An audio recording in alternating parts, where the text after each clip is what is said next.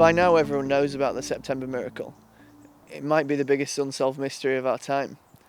For a 90-minute stretch, no one on the planet died. In an hour and a half, not a single death reported. It's completely unheard of. Scientists everywhere were baffled, and the Pope called it a miracle. 1 year on, we're none the wiser. Well, we weren't until we got a call from someone on the inside. Yeah, I was nervous. Of course I was. It's not every day you get to interview the walking, talking embodiment of mortal doom. But then again, it's not every day you get to discover the truth behind one of the greatest mysteries of the age. To back out from fear, that would be a stain on my journalistic integrity.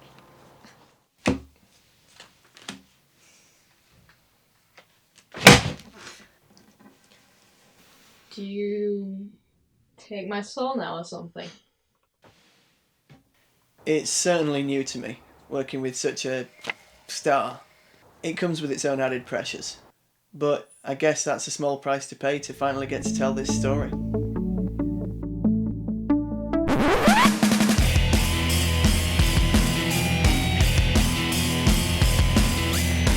Hi folks, I'm Simon. I'm the producer of The Grim Reaping of Harvey Grieves, and welcome to this video that's I'm starting to waffle straight away. That's how you use it all.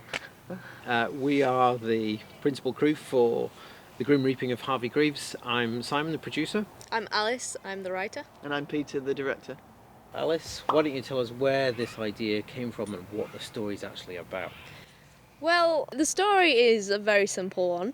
It's about an elderly man called Harvey Grieves who sees death in the form of the Grim Reaper staring at him through his hospital window and then decides he has to escape.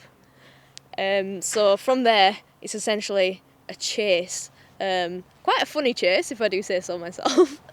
My way of writing comedy is just to write something that I find funny, and I initially just thought of the image of the Grim Reaper, something incredibly sinister, in such a mundane setting as waiting for a bus or waiting as the lift takes forever to get to the right floor.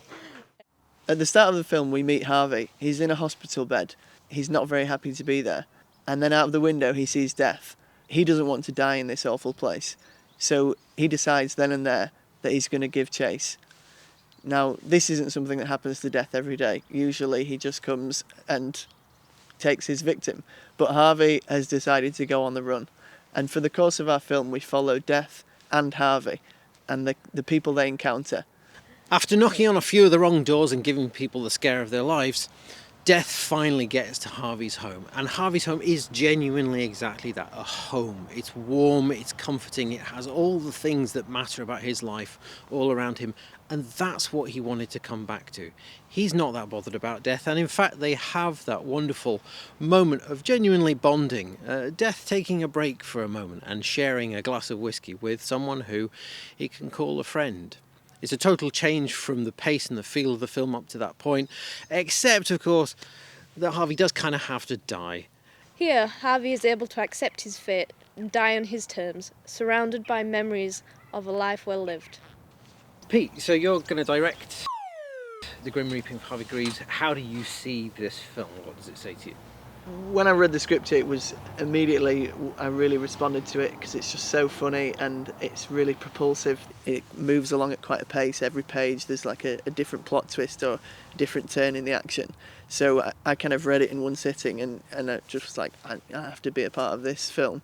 The character of Death was obviously, it's going to be a kind of production challenge, but also a really great opportunity if we do it right to bring this character to life in maybe a unique way that the audiences haven't seen before. So the total budget for The Grim Reaping of Harvey Grieves will be a little over £20,000, which is a lot of money for a short film. But it's not that much in the scheme of things, and every penny of that is going to end up on screen. You are able to make a huge contribution to that. We will be appealing to industry funds for some of that funding, but the rest is going to come from people's enthusiasm for the project, and that's going to make a huge difference. That amount breaks down into a number of different areas. First of all, we have the development and fundraising process, so everything that happens until we actually get the production on the road, with a cost of about £800. We then have logistics as part of the production, so getting everybody to the set, getting everybody up from place to place, and indeed having a bus and an ambulance on set as part of the film. Then there's production design, which includes the interiors for Harvey's house, for the hospital scenes, and everything to do with costume, especially for Death. Then we have equipment costs, all the camera kit, everything that we need to carry out the technical process. We have catering and locations costs, so feeding everybody on set, all the cast and crew. After we've actually finished filming, production carries on. We have the edit and post-production process, including sound and music design. Then, of course, for everything, we have to have insurance. It's part of the process, and we have to make sure that everything we do is safe and everyone's provided for.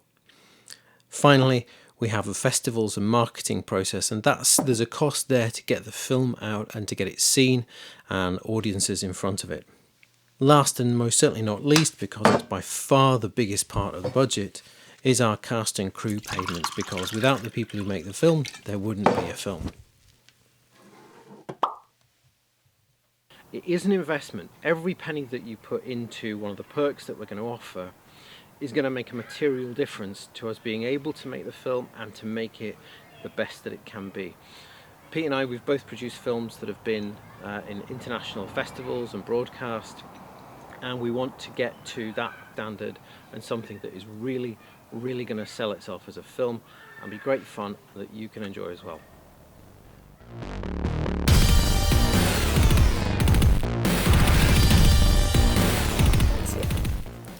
His cat voice is so funny. I've never heard anything. So like what? Your reaction to the cat is hilarious. What? Well, it just is. Handsome boy, are you lovely? Oh. Is that how you talk to animals? That's how I talk It's to how dogs. you and talk cats. to animals. You?